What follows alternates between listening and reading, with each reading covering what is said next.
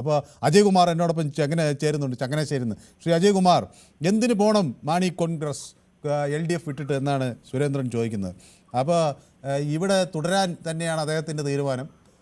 പക്ഷേ ഇത് മാധ്യമങ്ങൾ ഉണ്ടാക്കിയ ഒരു കഥയാണ്, അങ്ങനെയൊന്നും സംഭവിച്ചിട്ടില്ല എന്നത് നമുക്ക് എങ്ങനെ വിശ്വസിക്കാൻ കഴിയും? പൂർണ്ണമായി ശരിയാണോ ശ്രീ അജയ്കുമാർ?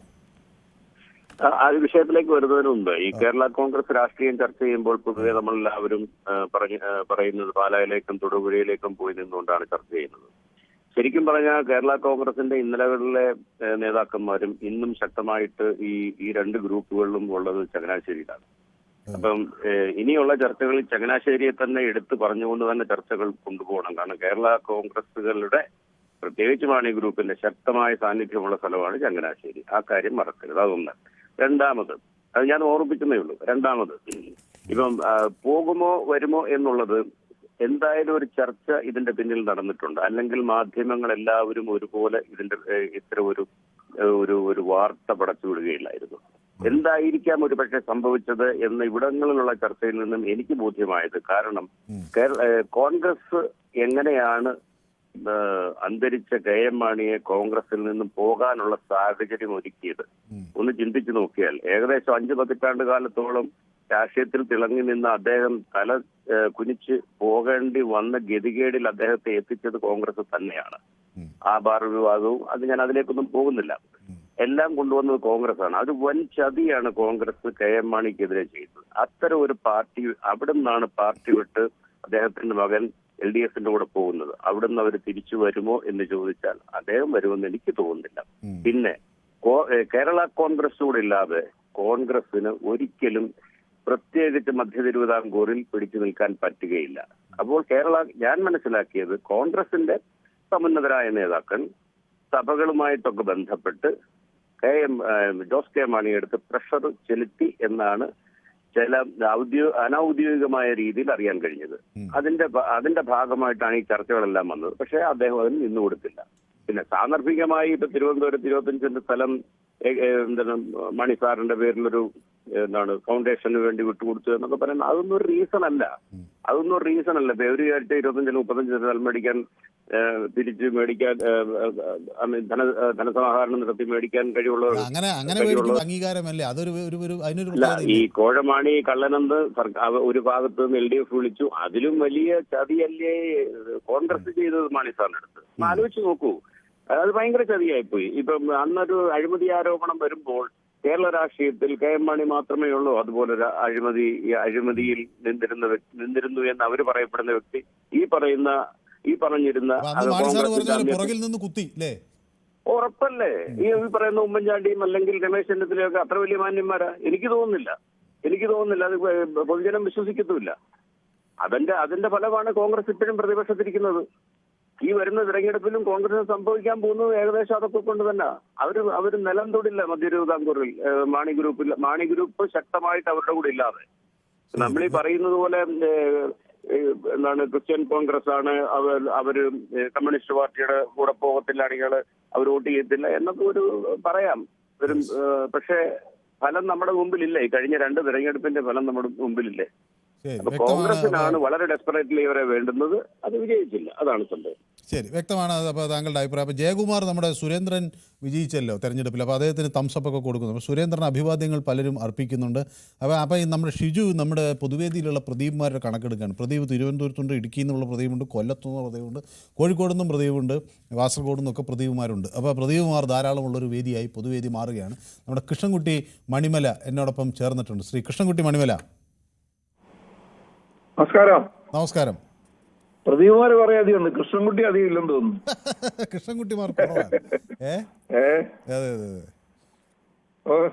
അപ്പൊ അങ്ങനെ നമ്മുടെ ഒരു സുഹൃത്ത് അവിടെ തെരഞ്ഞെടുപ്പിൽ വൻ വിജയം കാഴ്ചവെച്ചിരിക്കുന്നു, സുരേന്ദ്രൻ. അതിനൊക്കെ സന്തോഷം കിട്ടുന്ന, അല്ലെങ്കിൽ സന്തോഷിക്കാവുന്ന ഒരു കാര്യമാണ്. അദ്ദേഹം അവിടെ വലിയ നേട്ടം കൊയ്തു എന്നാണ് അവരുടെ പ്രദേശത്ത്.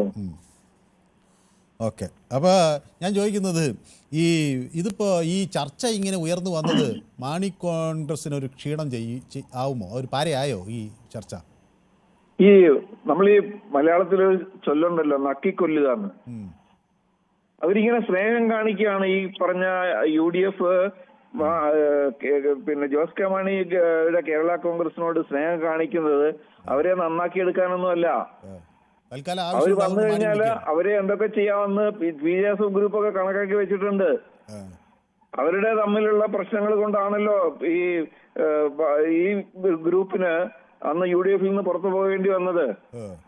ഇവരെ ഞങ്ങൾ പുറത്താക്കിയിരിക്കുമെന്ന് പറഞ്ഞ് അന്നത്തെ UDF കൺവീനർ പ്രഖ്യാപിക്കുന്ന സംഗതിയൊക്കെ ഞാനന്ന് TV ലൈവായിട്ടൊക്കെ കണ്ടിട്ടുണ്ടായിരുന്നു. അങ്ങനെ ഒരു ദയവില്ലാതെ ഒരു പരിഗണനയില്ലാതെ എത്രയോ കാലങ്ങളായിട്ട്, അതായത് UDF എന്ന് പറയുന്ന സംഗതി ഉണ്ടാകുന്ന സമയത്ത് കെ കരുണാകരനും KM മാണിയും ബാലകൃഷ്ണനുള്ള ഇങ്ങനെയുള്ള ആൾക്കാരൊക്കെ ചേർന്നിട്ടാണ് ഈ UDF എന്നുള്ള സംവിധാനത്തിനെ ഉണ്ടാക്കിയെടുക്കുന്നത്. അവരൊക്കെ ഉണ്ടാക്കിയെടുക്കുന്ന സാധനത്തിൽ നിന്ന് KM മാണി സാറ് മരിച്ചതിന് ശേഷം അവരെ ചവിട്ടി പുറത്താക്കുക എന്നുള്ളത് എന്തായാലും ഞാനൊന്നും ഈ UDF സപ്പോർട്ട് ചെയ്യുന്ന മാനസികാവസ്ഥയിലുള്ള ആളല്ലെങ്കിൽ പോലും ഞാനത് വിഷമത്തോടെയാണ് കണ്ടത്. അങ്ങനെ ആത്മാഭിമാനത്തെ ചോദ്യം ചെയ്ത രീതിയിലായിരുന്നു അവരെ പുറത്താക്കിയത്. ഇപ്പൊ എന്തിനാ അവരെ തിരിച്ചു വിളിക്കുന്നേ? അവരെ തിരിച്ചു വിളിക്കുന്ന അവരോടുള്ള സ്നേഹം കൊണ്ടൊന്നുമല്ല, ഇവർക്കും അറിയാതെ. ഇപ്പൊ അതേ സംബന്ധിച്ച് പറ്റി പറയുമ്പോ LDF ഈ ഉള്ള ഘടകകക്ഷികളൊക്കെ വലിയ കുഴപ്പമില്ലാതെ കാര്യങ്ങളൊക്കെ പോകുന്നുണ്ട്. അവർക്കെല്ലാം കഴിയുന്നത്ര പരിഗണന കൊടുത്തിട്ടാണ് LDF കാര്യങ്ങളൊക്കെ നടന്നു പോയിക്കൊണ്ടിരിക്കുന്നത്. ഈ കഴിഞ്ഞ പഞ്ചായത്ത് തെരഞ്ഞെടുപ്പിൽ തന്നെ അവർക്കൊക്കെ മനസ്സിലായിട്ടുണ്ട്.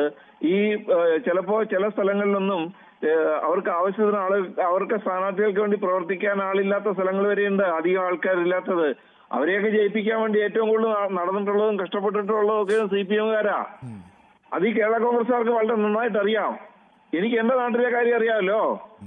അപ്പൊ അങ്ങനെയൊക്കെ അവർക്ക് വേണ്ടി നന്നായിട്ട് പണിയെടുത്ത് നമ്മളെ CPM സ്ഥാനാർത്ഥിക്ക് വേണ്ടി പണിയെടുക്കുന്ന കൂടുതൽ ചിലപ്പോ അവരുടെ നമ്മുടെ ഘടകകക്ഷികളുടെ സ്ഥാനാർത്ഥികൾക്ക് വേണ്ടി പണിയെടുക്കുന്ന ആൾക്കാരാണ് CPM-ലും ഇടതുപക്ഷത്തും ഉള്ളത്. അപ്പൊ അങ്ങനെയുള്ള കാര്യങ്ങളൊക്കെ കണ്ടിട്ട് അവർക്ക് അങ്ങനെ പെട്ടെന്ന് ചാടിക്കയറി UDF പോകേണ്ട കാര്യങ്ങളൊന്നുമില്ല.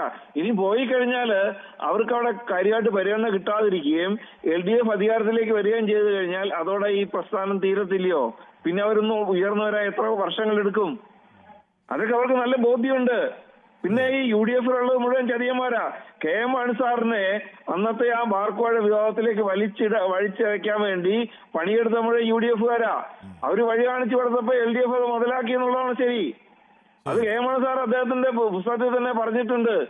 അവര് തന്നെ ഒരു അന്വേഷണം നടത്തിയിട്ട് അവര് തന്നെ മനസ്സിലാക്കി വെച്ചിട്ടുണ്ട് അതാരായിരുന്നു, എന്തൊക്കെയാണ് ചെയ്തതെന്ന്. ഇതൊക്കെ അറിയുന്ന ആൾക്കാർ ആരെങ്കിലും, ആത്മാഭിമാനമുള്ള ഏതെങ്കിലും ജോസ് കെ മാണിയുടെ കൂടെ നിൽക്കുന്ന ആൾക്കാർ ആരെങ്കിലും പിന്നെ UDF തിരിച്ചു പോകണമെന്ന് പറയുമോ? പിന്നെ അവരുടെ അരമനയൊക്കെ പറയുന്നുണ്ടാവും, അവർക്ക് വേറെ കാര്യങ്ങളുണ്ടാവും. പക്ഷെ അവർക്ക് ഇവരെ സംബന്ധിച്ച് പോയി കഴിഞ്ഞാൽ ആ ഒറ്റ പോക്കാണ്, പിന്നെ ഒന്നും തിരിച്ചു വരവ് ഉണ്ടാവില്ല. അതവർക്ക് നല്ല വ്യക്തമായിട്ട് അറിയാം. അതുകൊണ്ട് അവർ പോകരുത്, പോകാൻ പാടില്ല, പോവുകയില്ല എന്നാണ് ഞാൻ പറയുന്നത്. യെസ്, വ്യക്തമാണ് താങ്കളുടെ അഭിപ്രായം. അപ്പോൾ എന്നോടൊപ്പം നമ്മുടെ ബാലചന്ദ്രൻ ഉത്തർപ്രദേശിൽ നിന്ന് ചേരുന്നുണ്ട്. ശ്രീ ബാലചന്ദ്രൻ, കൂടുതൽ വാർത്തകൾക്ക് News 18 Keralam YouTube channel subscribe ചെയ്യുക.